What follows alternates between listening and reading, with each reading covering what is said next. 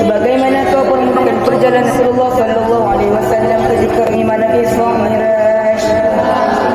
Permudahkanlah apa saja buat penyambung kami.